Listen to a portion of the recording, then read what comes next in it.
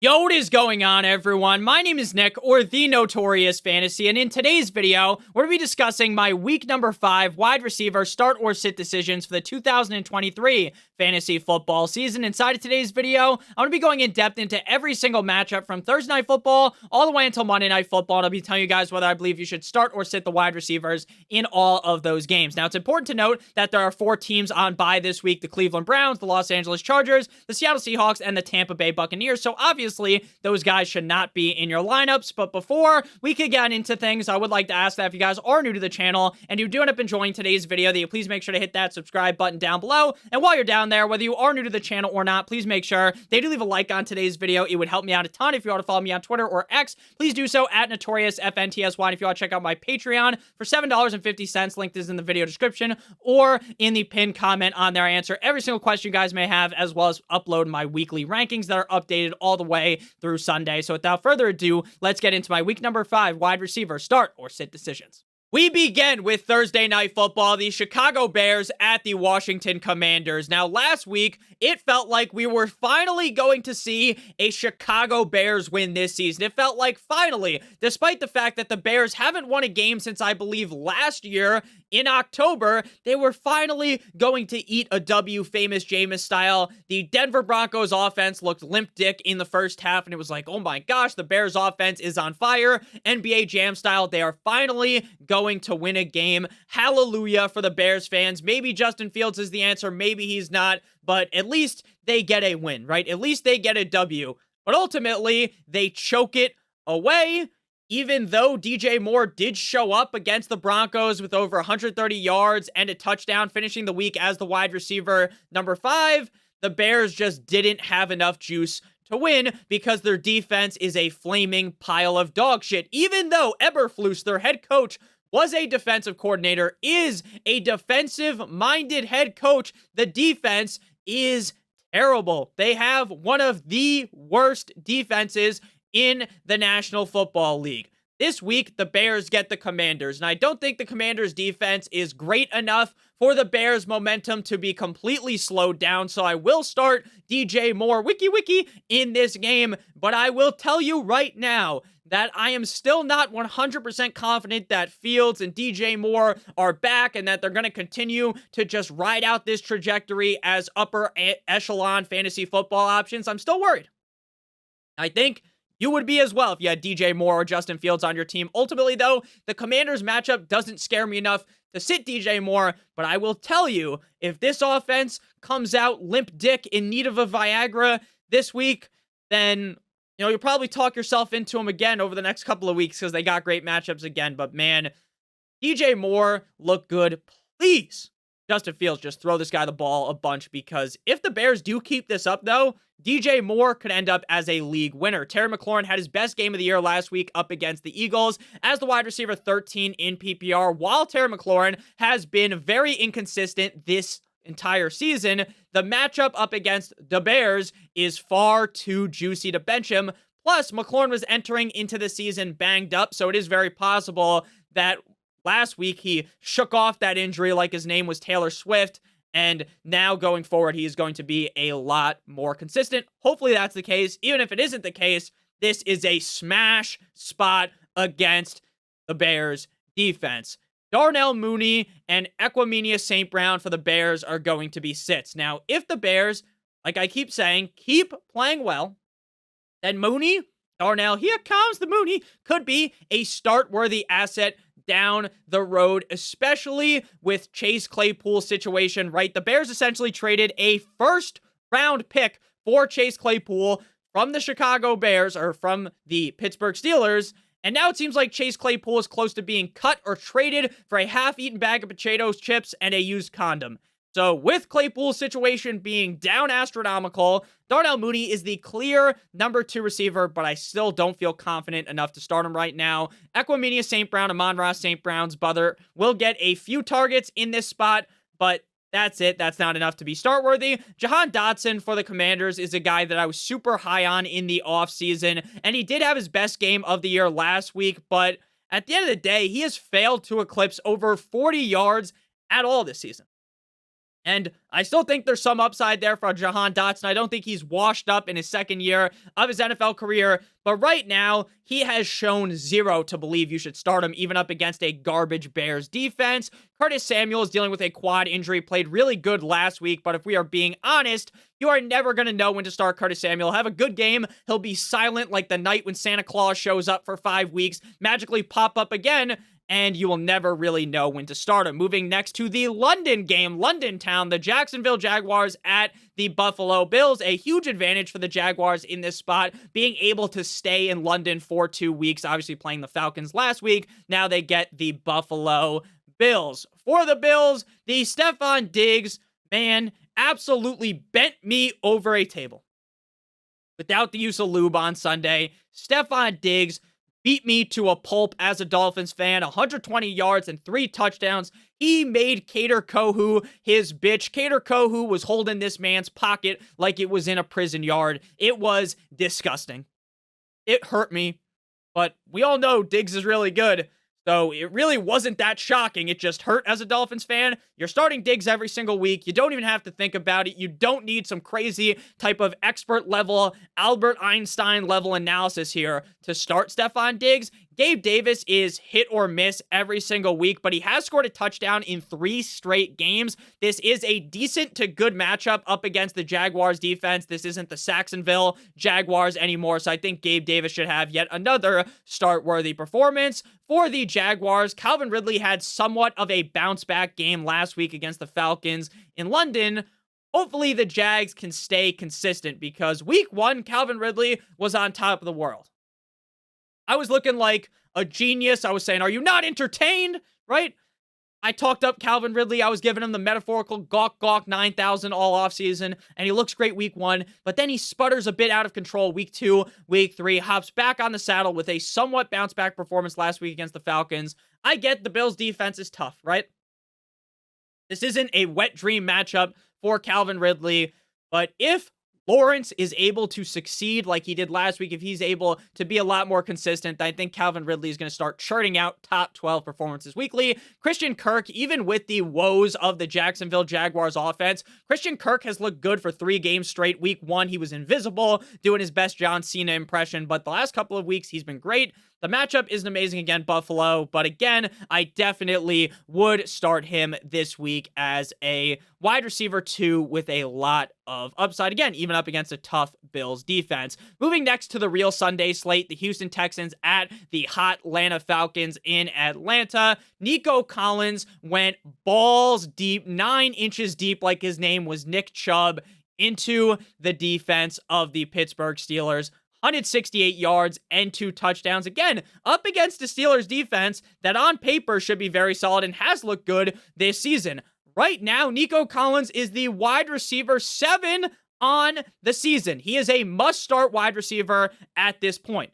Now, in the offseason, I was a huge Nico Collins guy. Now, I'm not going to say that I'm the only motherfucker that had enough intelligence to figure out that Nico Collins was going to be the number 1 receiver on the Texans. A lot of people thought that, but I was heavily banging the drum for him like a drummer boy, and Nico Collins has made me look like a genius. Tank Dell down bad last week against a tougher defense, but I'm still starting him with confidence up against the Falcons. This Texans defense looks pretty good. The Texans offense is humming. CJ Stroud looks like the best rookie quarterback in the National Football League, him and Anthony Richardson. This offense has surprised me in a great way. CJ Stroud, again, looks downright incredible. He looks like a top 10 quarterback in the NFL, and the motherfucker's only played in 4 games. So the ceiling is incredibly high for Nico Cousin. Let's go Bowling Collins, as well as Tank Laptop Dell. Funny nickname, right? Of course, that was hilarious. Get it? Dell Laptop. Very funny. Robert Woods, Bobby Trees is a safe bet to get you like 6 points, but that's not going to win you your week. So you're not playing him. Drizzy Drake London for the Falcons. They're all sits.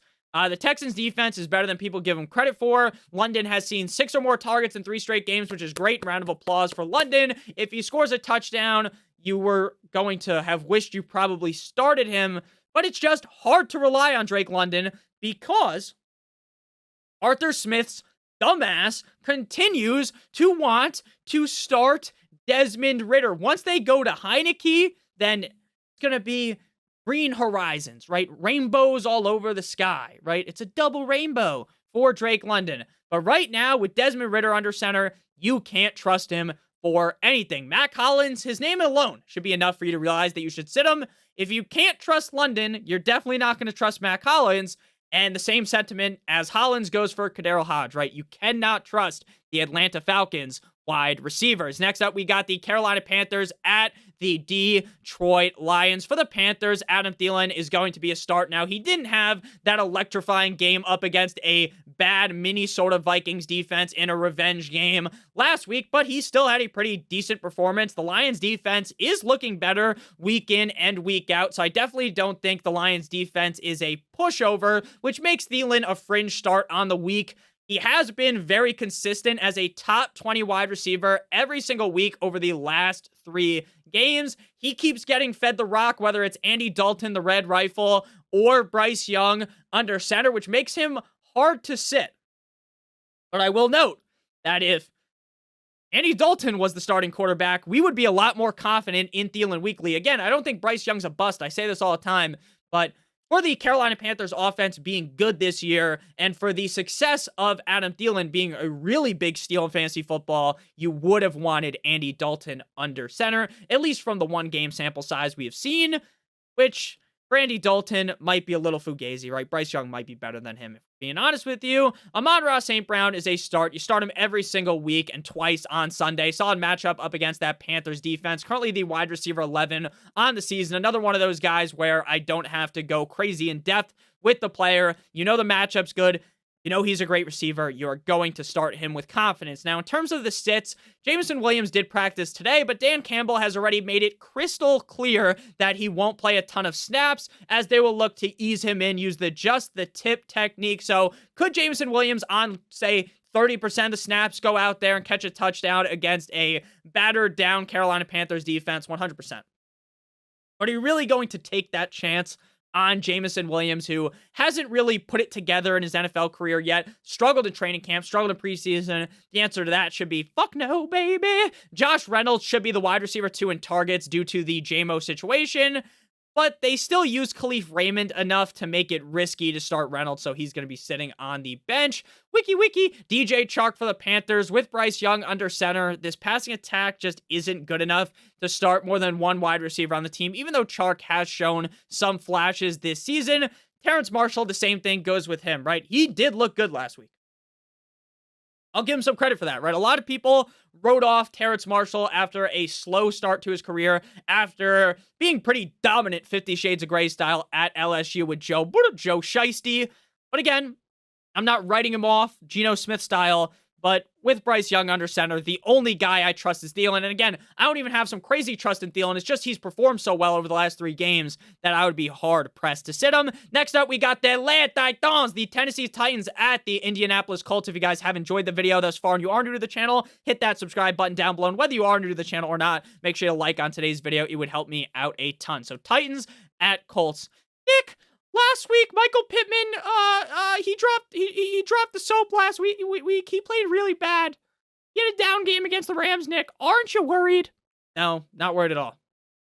Not worried at all. Sure, didn't see as many targets as we are used to, but he is still the clear #1 receiver in this offense. Anthony Richardson looks cracked out of his fucking mind. He's been playing very well. The head coach there, Shane Steichen, looks like an offensive guru. 1 down game against the Rams. That's defenses. I get they're pretty middle of the road. They played really good last week. I'm not panicking on Pittman. This is a guy that gets force-fed the rock week in and week out. We chase volume in fantasy, and when you Google volume, a picture of fucking Michael Pittman shows up. So expect him to get back on the saddle here and have a bounce-back game up against, again, another reason to believe that he's bouncing back. The Titans pass defense is absolute dog shit. Against the run, yeah, they're good. But against the pass, they are shit. Nick, did you watch last week's game? Joe Burrow struggled against the Titans. Well, that's just because Joe Burrow is just shit this season. For the other Colts guys, we got Josh Downs and Alec Pierce. For Josh Downs, just like Pittman, Downs had a down game last week. I still do believe he has upside going forward. But even in this matchup, like a wet dream matchup against the Titans, I'm going to leave him on my bench. Alec Pierce is pretty clearly the wide receiver 3 on a team that loves to run the ball. That is normally not a recipe for success for fantasy football production. D-Hop is close to being a start. I think the matchup against the Colts is fine, but we've talked about this basically all season. D-Hop looks good on the field. You watch the games, and you're like, wow, D-Hop still doesn't look washed up. It doesn't look like D-Hop's really lost a step when you're watching the game. But the problem is that the Titans just don't really throw enough for D-Hop to finish consistently highly at the wide receiver position. Especially since Tannehill every single week is like fucking bipolar. There's some games where Tannehill looks good, some games where Tannehill looks like he's fucking Stevie Wonder in the pocket. So while I like D-Hop and I hope that, he looked good last week, he continues to have some positive trends and we could start him eventually. But right now, D-Hop is best left on your bench. Treylon Burks missed last week with a knee injury. We are unsure right now on his availability for this week's game, but even if he plays, we're sitting him. Nick Westbrook was balling out of control last week, but let's be honest, it's Nick Westbrook-Ikayin in a run-heavy offense. There's like a 0% chance he balls again this week. Could he have another huge game this season? Yeah, but this week, fuck no, baby. Next up, we move to the Miami Dolphins going up against the New York Football Giants at home in Miami. But before we get on into this game at the wide receiver position, as well as the rest of the games all the way until Monday Night Football, I would like to give you guys a quick word for our friends and our sponsor over at Underdog Fantasy. Underdog Fantasy is the best place to play pick'em for the NFL in the whole entire universe. And Underdog has a great offer for you guys today. On Thursday Night Football this week, you have higher than half of a total yard for Justin Fields. We are going to select that. That could be 1 rushing yard, 1 passing yard. As long as he gets 1 passing or rushing yard, you are going to hit this. And then you have to match it with 1 other pick. Now, I'm recording this video early on in Tuesday in the morning. As we get later on in the day and closer to Thursday, there'll be more options for you to select. For instance, we will go with higher than 1.5 passing touchdown for Sam Howell. This could be a higher scoring game. If both of those hit, you will get 3 times your entry fee that you enter on this. If you do 3 picks, it's 6 times, 4 picks is 10 times, and 5 picks is 20 times your entry fee. If this does interest you, make sure that you check out the link in the description or in the pinned comment, or use promo code Notorious for a first match deposit bonus up to $500 through October 4th. So if you deposit today, you deposit $500, they'll give you an additional $500. If you want to do just 100, it's additional 100, 50 additional 50, 25 additional 25. The minimum deposit is $10. You have to live in one of these states on the screen right now. And if you have a gambling problem, please make sure that you call 1-800-GAMBLER. And we are back. Giants at Dolphins. I know Tyreek had a down game against a strong Bills defense, but this matchup is the exact opposite, right? The Bills defense up here, one of the better defenses in the NFL. I know now they're dealing with a bunch of injuries, which sucks. The Giants are bottom of the barrel, complete and utter dog shit. Tyreek Hill should Hulk smash the Giants into smithereens. I don't think we need a crazy amount of analysis here. This is just obvious. Jalen waddled away, waddle, till the very next day is a start. Now, he has yet to have a good game this season. He scored a touchdown last week against the Bills, but it was called back because Liam Eichenberg, our backup center, is a fucking unmitigated disaster. This guy is terrible. He is part of the reason why we lost that game. I know the defense of the Dolphins sucks donkey cock, but let's be honest with you, Eichenberg was a big reason to why they lost. The guy couldn't block me if I was trying to sack Tua. So Eichenberg makes a wrong move. He moves up the field, ineligible receiver down the field, and then boom, they call it back. Waddle gets fucked out of his best game of the season. It's got to get correct. It's got to come correct this week against the Giants. There's just no way. There's just no way the Dolphins don't just get smacked around last week and just lay a pipe for that ass like they're a plumber to the Giants. They should drop 50 plus in this game, if I'm being honest with you. But maybe they won't because they benched Tua in like the 4th quarter. For the Giants, Wan'Dale Robinson appears to be the wide receiver 1 on the Giants, but that doesn't matter because the Giants are terrible. The offensive line is going to get Daniel Jones fucking executed like someone who they believe to be a witch in the Salem witch trials, right? Daniel Jones is going to get his head knocked off. It is bad. It is really bad. Now, again, Nick, you were all over the Giants in the offseason, you fucking idiot. The Giants suck. Oh boy, it's me, Mickey Mouse. Yeah, I get it. I get it. The offensive line is just too bad. Darius Slayton, Hodgins, I don't even have anything to say about them. I didn't even write any notes next to them because there's nothing to say. If you can't start the number one receiver on the Giants, which is Wandale, you're not starting Slayton or Hodgins. Braxton Berrios, number 3 receiver for the Dolphins, was the wide receiver 12 last week. But we all know that is not happening again, so we're sitting him down. Next up, we got the New Orleans Saints at the New England Deflatriots, the Patriots. For the Patriots, Kendrick Bourne, Devontae Parker, and Corvette, Juju Smith-Schuster are all sits. Now, Kendrick Bourne, I still think he's the number 1 receiver on the Patriots. But Mac Jones is so incredibly bad. I know. Mac Jones doesn't have the weapons. The O-line is suspect. Bill O'Brien really hasn't fixed much. I get it. But Mac Jones looks bad. This offense looks bad. And the Saints defense is good against the pass. So you better believe you can't play Kendrick Bourne. Devontae Parker seems like the wide receiver too. But again, Mac Jones is laughably, bad. There was a lot of people, a lot of Patriots fans on Twitter that were telling me that Mac Jones is better than Tua. Not the case.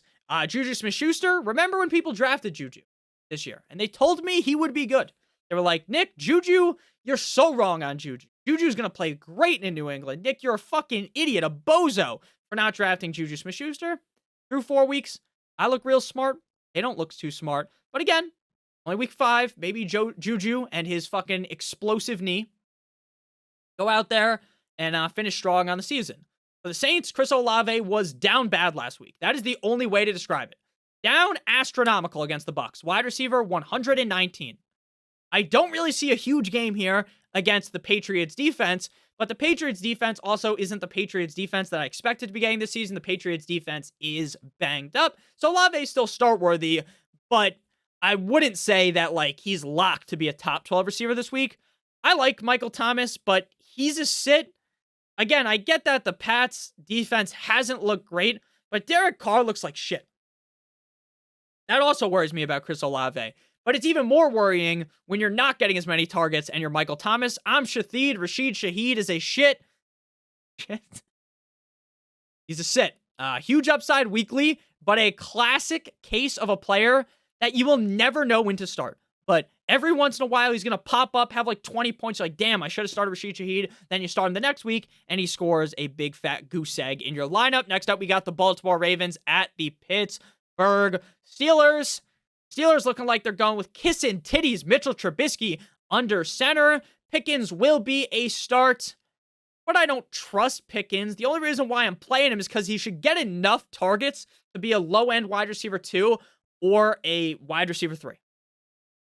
So I don't expect anything great, anything phenomenal out of George Pickens against a pretty average Ravens defense. But I also wouldn't sit him just because they're missing Kenny Pickett, because it's not like Kenny Pickett was looking like the Kenny Pickett in the preseason. Kenny Pickett was the preseason MVP. Kenny Pickett had me believing in this Steelers offense in the preseason, and he has been the complete opposite of that in the regular season. Zay Flowers is a start for me. It is clear that Flowers is going to be boom or bust. Weekly, the Steelers defense does look to be a little bit more suspect than I originally believed, but maybe one down game against the Houston Texans shouldn't be enough to really write them off. Now, Flowers has yet to score a touchdown this season. So you might want to argue that Flowers is due for that touchdown. So we're going to roll him out again, though, pretty boom or bust weekly. The rest of the receivers, you're sitting them down. Nelson Aguilar, it's still pretty unknown if Rashad Master-Bateman or OBJ will play. Even so, if any of them play, the only receiver I remotely trust is Flowers. Devin Duvernay would be the wide receiver 3 in the case of Bateman and Beckham not playing. Calvin Austin's another one of those big play receivers like Shaheed, right? They're going to have a big game. They're going to have that big play. They have a decent game. Then people that are newer to fantasy run to the fucking waiver wire like Usain Bolt, pick them up, and then they're just a dud for 4 weeks straight. Al Robinson, I normally write a lot of notes, like not a lot of notes, just like some notes, like how did this player do last couple of weeks, so I can read it off. Obviously, I don't have like some super fucking mega mind where I can just remember exactly where they finished at wide receiver. I just wrote lull next to Al Robinson. Like, I thought maybe Robinson might be decent. I've never been so fucking wrong in my life. Like, a couple weeks ago, I was like, oh, Robinson looks good. No way, Jose. Next up, we got the Philadelphia Eagles at the LA Rams. A pretty fun matchup. Now, the Eagles defense doesn't look that great. Now, are they going to be able to figure things out as the season prolongs? 100%, but this isn't the same Eagles defense that we really saw last season. For the Eagles, offensively, at the wide receiver position, there were a lot of people panicking about A.J. Brown, right? Oh my God, A.J. Brown sucks the first 2 games. Nick, should we trade A.J. Brown for, should we trade him for Hollywood Brown? Nick, I'm really worried. And I told you guys not to panic. Don't you worry, child. In the last 2 games, he's been the wide receiver 11-1. The matchup against the Rams is pretty right? It's not amazing matchup. It's also not like a super hard matchup. You're not sitting Brown, though, anyways, with all the upside that he possesses.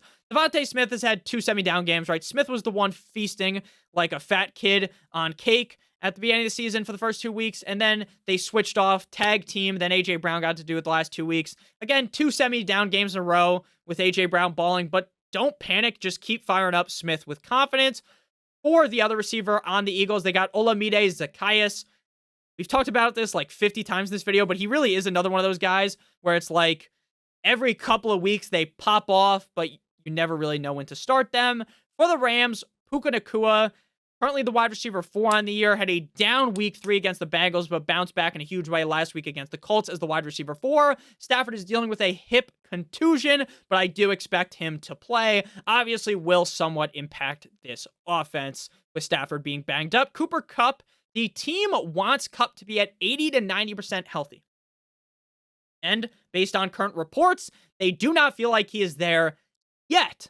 So if he plays, I don't want to start him with like confidence. Like, sure, I'll put him in my lineup, right? There's 4 teams on bye. You could do a lot worse than Cooper Kupp, but don't be shocked if Cooper Kupp goes out there and puts up a stinker. This is something we are going to monitor as the week prolongs before we make like a hot take on Cooper Kupp again, because there's still a chance that he just doesn't play because, again, the team wants him at 80 or 90%.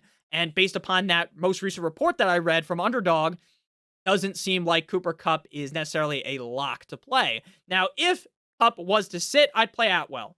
I get Atwell had a down game last week, but he's had 8 or more targets in all 4 games. So it's very evident that without Cooper Kupp, Tutu Atwell deserves to be in your lineup. Next up, we got the Cincinnati Bengals at the Arizona Cardinals. I am going to be starting Ja'Marr Chase, but it feels like having to pry a tooth out of your own mouth, right?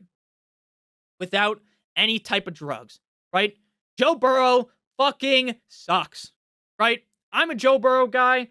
Joe Burrow got his contract. He's playing bad. I'm not here to say that Joe Burrow was a, 3-4 year wonder in the NFL, right? I'm not here to tell you that Joe Burrow's washed, that this, that, and the other thing. But let's call a spade a spade. This season, Joe Burrow's been bad. The injury is clearly impacting him both physically and mentally. It's hurting his processing power, and he's struggling. He went from an I7 to an I3 in his brain. So again, am I saying to full-on sell Ja'Marr Chase for a fucking Reese's Peanut Butter Cup? No, because I do eventually think Burrow will be good enough for Ja'Marr Chase to potentially be a wide receiver number 1, like the number 1 receiver on the weekly. But right now, Ja'Marr Chase is on the struggle bus because of Burrow, and Ja'Marr Chase seemed pissed off in the press conference. He was very mad. But again, even up against a bad Cardinals defense, I don't think he's going to smash here. Hollywood Brown, though, he might smash. Top 22 wide receiver in all of his last 3 games. Even played well against a strong 49ers defense. Now, last week, we talked about it, right? Hollywood Brown, Marquise Brown, was playing real solid and was like, all right, some people were getting a little bit overzealous, in my opinion, last week, being like, oh, I want to start Hollywood against the Niners. And I was like, hold your horses, slow down a little bit. He's been looking good. We can wait until the next week against the Bengals, right? We can wait a week, right? Lay him on the bench, and then bada bing, bada boom, you could fire him up against the Bengals. But he was the wide receiver 15 against one of the best defenses in the NFL. So at this point, even though entering into the season, it was like, oh my gosh, how much value can you get out of Hollywood Brown? Because, you know, they might be starting Clayton fucking Tune, and then they bring in Josh Dobbs. It's like, how good is Josh Dobbs? Like, we've never really even seen him play that many games at the NFL level or have a string of games. But Dobbs looks good. The Cardinals offense looks good. Like, the Cardinals are very live to just fucking smack up Will Smith style the Bengals. So I like Hollywood. Michael Wilson played as the wide receiver 6 last week, so he actually played really good in PPR. If he keeps this up, he'll be start worthy. But again, I need to see more good games in a row before I declare I do declare that you need to play him. Rondale Moore appears to have been cucked out of his wide receiver 2 role in favor of Michael Wilson. Tyler, yeah, Boyd. Now, with Boyd, if you told me going into the season, right before the season, that Higgins was going to miss a game, or maybe Higgins misses multiple games, you're like, holy shit, you need to spend a lot of fab on Tyler. Yeah, Boyd, because once you get him on your squad, even if it's just for 2-3 games, Boyd will look amazing. Boyd is a guy that's the wide receiver 3 because he's on the Bengals, because he's behind Chase, because he's behind Higgins. But on a lot of teams, this guy's be the wide receiver 2. It's just like Higgins, right? If there's no Jamar Chase, Higgins would be the number 1 receiver on this team. He'd be the number 1 receiver on a lot of NFL teams. But with how Burrow's been looking, I don't trust Boyd. Higgins may actually play. Higgins says he's going to play, like he wants to play, but again, I'm not saying that's a guarantee. He's dealing with a rib injury. My best bet would be that he misses, but again, I still figured I would include him because there is a chance he goes. Next up, we got the New York Jumbo Jets at the Denver Broncos. Mr. Unlimited Russell Wilson versus the MILF Hunter, Zach Wilson. Now, Garrett Wilson, things might be looking bright for Garrett Wilson, right? Now, I am probably Zach Wilson's biggest hater. Almost as much as Rodney Houston. But I'll give him credit when credit's due, right? While I'll shit on a guy when he plays bad, I'll give him credit, right? I'm not biased. Just because I like the Dolphins doesn't mean that I just think Zach Wilson's destined to suck, right? I thought Rodgers would be good. So that's just how I call things, right? Zach Wilson hasn't proved anything to me in his NFL career that he's going to be good. But he played good last week in a tough matchup with the lights shining bright like a diamond. Prime fucking time. Deion Sanders. Big game against the Chiefs. And they almost fucking won if the refs didn't interfere with that one. So Garrett Wilson could be a top 5 receiver because of how bad the Broncos are this week. Now, when Zach goes up against for defenses, like when he faces the Patriots again, or when he goes against the Bills, of course Garrett Wilson will probably not be ideal in those games. But against the Broncos defense, the upside's there for Garrett Wilson. I'm not going to rank him as a top 5 receiver. That would be fucking insane, right? Because there's not even based upon Zach Wilson's career, there is nothing that should be telling you that he's going to repeat that game against the Chiefs again here against the Broncos. But the Broncos defense is so bad that it definitely is possible. The other Jets, Allen Lazard, scored a touchdown last week against the Chiefs, but all of us know that's not happening again. Now, maybe if Rodgers was there, it would, but not with Zach Wilson. And that was a dime by Zach Wilson on that touchdown, Allen Lazard. That was a downright incredible pass. So again, I'm not going to get here and fucking unzip Zach's pants and give him the Gawk Gawk 9000. There's a bunch of moms out there that'll do it for him. What are you doing, step bro? But, I don't know why I said that. But, yeah. Allen Lazard with Zach Wilson, I still don't trust him. Randall Cobb, the wide receiver 3 on the Jets, he should just retire at this point, but you're not starting the wide receiver 3 on the Jets, even against the Broncos defense. For the Broncos, Courtland Sutton appears to be the wide receiver 1, rough matchup against the Jets, so he's just barely a start, right? He's just like on the fringe. Jerry Jeudy last week, dude, there were so many people shitting on me. Nick, you don't have Jerry Jeudy ranked very high. Nick, don't you know the Bears defense is bad? Nick, don't you know that Jerry Judy's going to have a good game because he's playing the Bears, Nick? Nick, you're fucking stupid. Why do you not have him ranked higher? Everyone was on my dick about it. Everyone was all pissed off when I told you guys to sit Jeudy. And then guess what? The boy was right, because Jeudy didn't strike back. Jeudy didn't play as good as even Courtland Sutton. Again, I feel like Sutton's the number 1 receiver in Denver. Don't play Jeudy. Marvin Mims, this guy deserves better. He deserves better, right? He's like a dude who's trapped in like a shitty relationship, right? But he won't leave. This is exactly what Marvin Mims is in. This man is averaging 26.9 yards per reception. This man, every time he touches the ball, fireworks happen. Like, baby, you're a firework. Like fucking Kim Jong-un and that dude from The Interview riding in a tank, right? Beautiful. But Sean Payton doesn't give him enough snaps. Sad. Really is, because if he got more snaps, we'd be firing up Marvin Mims with confidence. Next up, we got the Kansas City Chiefs at the cold like Minnesota Vikings. Justin Jefferson has been a top eight wide receiver every single week, and currently the wide receiver 1 on the season. This matchup could be a tit-for-tat, rock'em sock'em robots, back and forth, high-scoring affair like the Vikings versus the Chargers 2 weeks ago, and that could lead to Jefferson being the number 1 receiver, or at least a top 3 receiver on the week. Jordan Addison-Ray did shit the bed last week against the Panthers. Only had, I believe, 1 target. I don't even think he scored a single point. If he did, it was 1 reception. So not the best game. But if you're going to jump ship off fucking Mayday, fucking panic mode, jump ship off of Addison, then you're not going to reap the benefits when he smashes here, potentially, against a pretty middle-of-the-road Chiefs defense. Give the Chiefs credit, though. The defense, actually, I won't give them any credit. That defense did not look that great in prime time. AJ Osborne, the other receiver for the Chiefs, is a sit. Now, he did score a touchdown in both week 2 and 3, but he didn't even crack the top 40 because he doesn't get enough work. They have Addison there as the clear number 2. Obviously, Jefferson's the number 1, and they also have TJ Hawkinson. So you can't trust Osborne.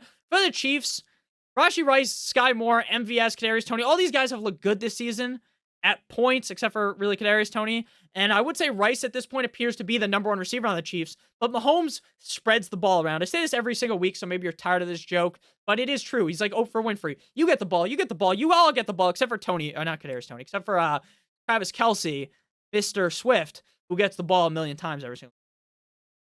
They spread the ball around too much to start any of those guys. Sky Moore's another guy, just like Rice, like, will look good every once in a while, but will never be consistent enough to start. MVS, I really thought that Marquise Valdes-Scantling was going to have one strong year in the NFL, especially once Tyreek left, and that just will never happen at this point. Now we move to, because you waited all day for Sunday night, Dak Prescott versus Big Cock Brock. Should be a fun one. Finally, a good primetime game, and then this game will be like fucking 14-3 at half, and you're just want to blow your brains out. But Cowboys at Niners, Sunday Night Football. Deebo Samuel, I'm sorry. Sorry about Deebo Samuel. I figured he was going to play. They play him last week. I'm like, okay, there's no way he's going to be a decoy. No way. Why roll him out there if he's going to be a decoy? And then that was exactly what happened. And so now we have to monitor the knee/ribs injury very closely before I'm confident starting him again. Right now, early look at things Tuesday, he's a start. But we got to continue to monitor things up until Sunday night before we roll out Deebo with confidence. If it appears that he's at full strength, then you can't bench him. But if it appears like, oh, he might be a decoy again, I'd probably sit him. Brandon Ayuk played amazing last week, finishing with over 150 or almost 150 yards. I apologize, as the wide receiver 8. Tough matchup, but you aren't really sitting Ayuk. It's kind of just like CeeDee Lamb. CeeDee Lamb, not the best matchup against the 49ers, but we did just see Hollywood Brown play good, so it's not impossible for Lamb. Dak hasn't looked great this season, but again, you're not fucking sitting CeeDee Lamb, so you're obviously playing him, and he has top 12 upside every single week. The other Cowboys, Michael Gallup and Brandon Cooks. Brandon Cooks has been very disappointing. Kind of sad, I'm not going to lie to you. I thought he'd be better this season. You can't start him. And this guy has been printing 1,000-yard seasons like Mike Evans. He's not doing it this year. Michael Gallup has been better than Cooks, but again, I'm not really starting them up against the Niners defense. Ronnie Bell, which sounds like a fucking generated name, like when you're playing NCAA football, like 6 years down the line, and Ronnie Bell's your number 1 receiver. Well, he's the number 3 receiver on the 49ers, and it's very likely that he only sees 2 targets at best. This week, final game here, Monday Night Football, the Cheeseheads, the Packers at the Las Vegas Raiders. I backed up. Someone said, hey, back up. You know, my speakers are a little bit loud. So please back up for me, Nick, so that you don't blow my eardrums out. And I did. That helped you.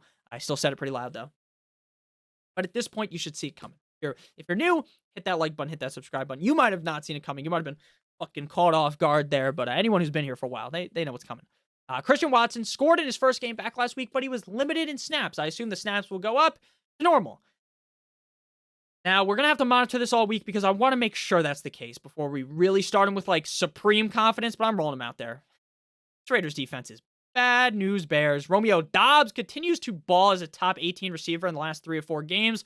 Wide receiver 16 on the season. He feels risky this week with Watson back, but the matchup is too good to bench him. Again, this is not me fucking giving the Gawk 9,000 to Doubs. I'm not saying he's like a must start, but let's be honest, we're on bye weeks. There's 4 teams on bye. Doubs could fit into a lot of your guys' lineups, unless you have like a bunch of star-studded receivers, right? And that's the case with some of these guys as well. Like we've talked about certain guys like Jordan Addison, right? Jordan Addison's start worthy. But if you have other guys, he's not necessarily like a guy that I'm locking into the lineup. Same thing with Cortland Sutton or Garrett Wilson. So Dobbs is a start for the Raiders. Devontae Adams, you continue to start him. He looks like a beast every single week. Somewhat of a down game last week with Aiden O'Connell under center, so we're to pray to the football gods that Jimmy G spot, Jimmy Pornstar is back under center. Wide receiver 19 last week with Aiden O'Connell, so even if O'Connell has to play again, it'll be fine. Packers defense, though, is definitely a tough matchup. Jacoby Myers fell off a cliff last week as the wide receiver 69. Very nice, I like, but he will be fine again when Jimmy G is back. Jimmy G isn't back.